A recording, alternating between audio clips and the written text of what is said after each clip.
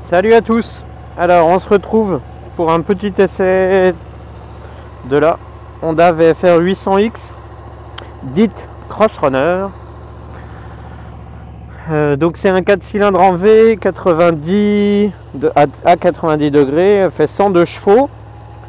Je crois qu'elle pèse 240 kg. Alors j'adore le look, ce côté, cette couleur rouge là, c'est LED en plus, magnifique, magnifique, vraiment très très belle. Alors elle est assez haute, hein. Là elle est réglée en 815 mm de hauteur de selle et je touche du pied gauche, mais vraiment des orteils quoi. Oh là.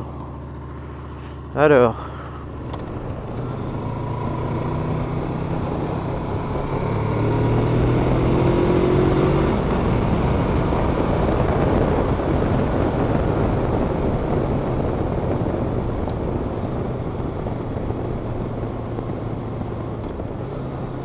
donc elle dispose de l'ABS de série, des poignées chauffantes aussi.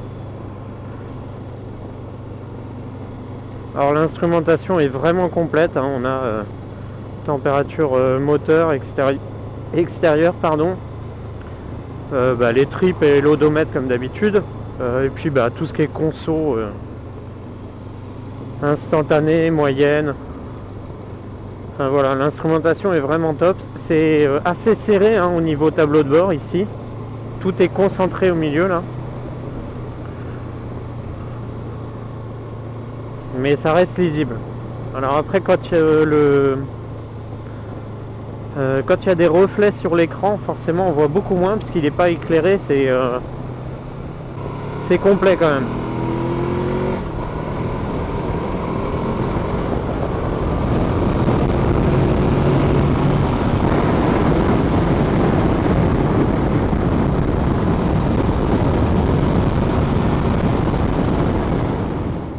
Alors la bulle protège vraiment bien. Hop là, encore une fois.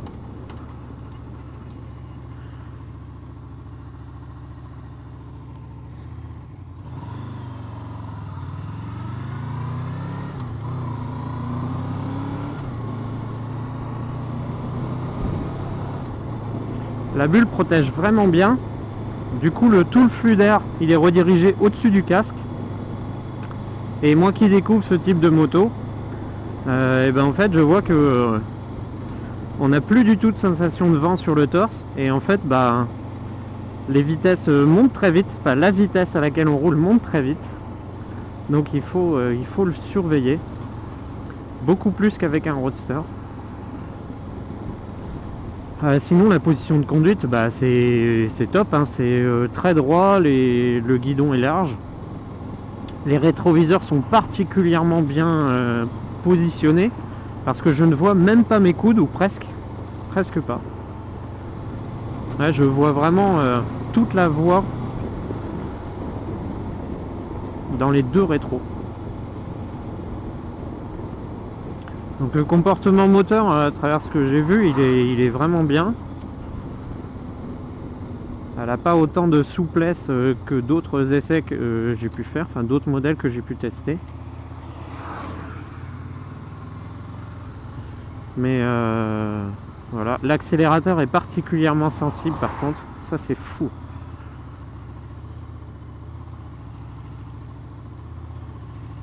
À peine touché et hop ça part quoi.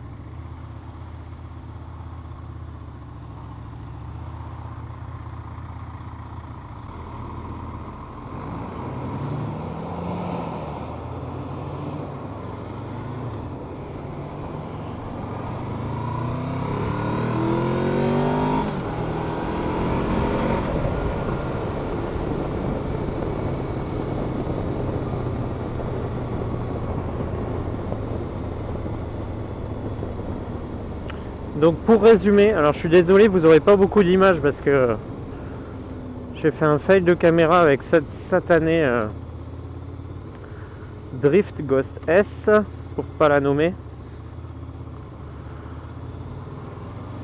On y reviendra peut-être dans un vlog parce que c'est catastrophique quoi.